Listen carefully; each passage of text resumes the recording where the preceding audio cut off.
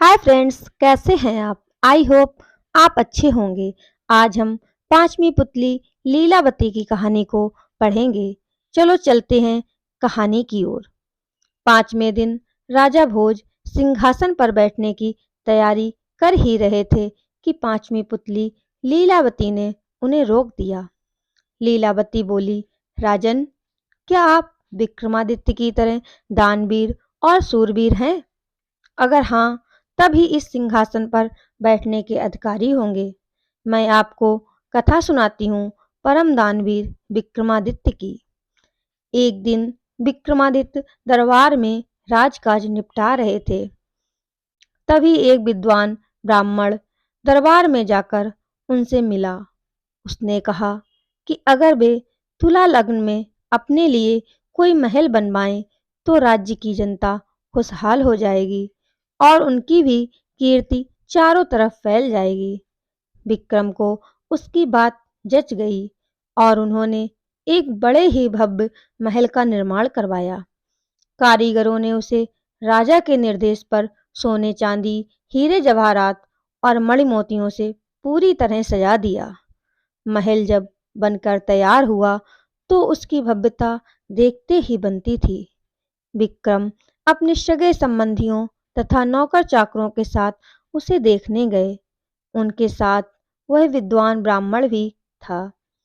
विक्रम मंत्रमुग्ध हुए, साथ ही वह ब्राह्मण मुंह खोले देखता रह गया।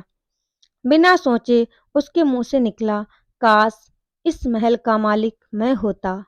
राजा विक्रमादित्य ने यह सुनते ही झट वह महल उसे दान में दे दिया। ब्राह्मण के तो मानो पांव ही जमीन पर नहीं पड़ रहे थे। वह भागता हुआ अपनी पत्नी को यह समाचार सुनाने पहुंचा।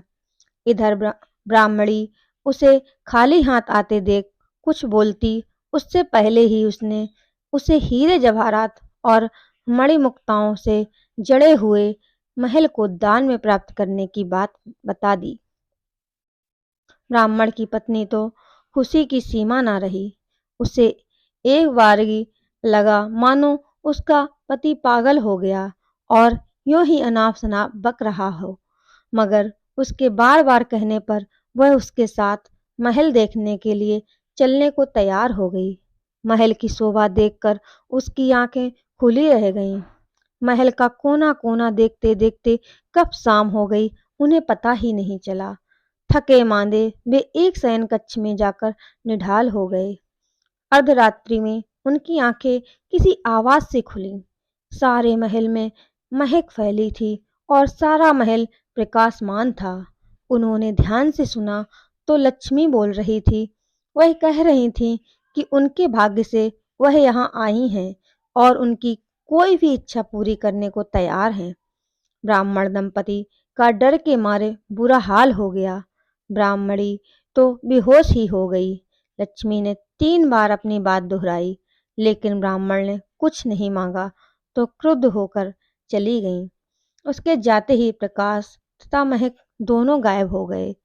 काफी देर बाद ब्राह्मणी को होश आया तो उसने कहा, यह महल जरूर भूतिया है, इसलिए दान में मिला। इससे अच्छा तो हमारा टूटा फूटा घर है जहाँ चैन की नींद सो सकते हैं।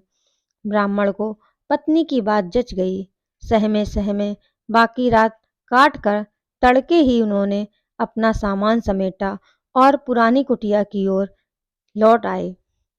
ब्राह्मण अपने घर से सीधा राजभवन आया और विक्रमादित्य से अनुरोध करने लगा कि वे अपना महल वापस ले लें, पर दान में दी गई वस्तु को वो कैसे ग्रहण कर सकते थे। काफी सोचने के बाद उन्होंने महल का उचित मूल्य लगाकर उसे खरीद लिया। ब्राह्मण खुशी खुशी अपने घर लौट गया। ब्राह्मण से महल खरीदने के बाद राजा विक्रमादित्य उसमें आकर रहने लगे। वहीं अब दरबार भी लगता था। एक दिन वे सोए हुए थे तो लक्ष्मी फिर आईं।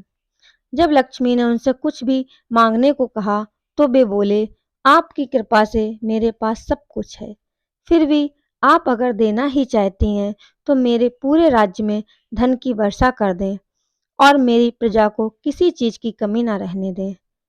सुबह उठकर उन्हें पता चला कि सारे राज्य में धन वर्षा हुई है और लोग वर्षा वाला धन राजा को सौंप देना चाहते हैं। विक्रमादित्य ने आदेश दिया कि कोई भी किसी अन्य के हिस्से का धन नहीं समेटेगा और अपने हिस्से का धन अपनी संपत्ति मानेगा। जनता जय जयकार कर उठी। इतना सुनते ही पुतली लीलावती बोली, बोलो राजन, क्या इस कथा के बाद तुम इस सिंहासन के योग्य अपने आप को पाते हो? राजा भोज निराश हो गए और अपने कक्ष में लौट गए। फ्रेंड्स, आपको ये कहानी कैसी लगी? प्लीज़ कमेंट में बताएं। Bye bye friends.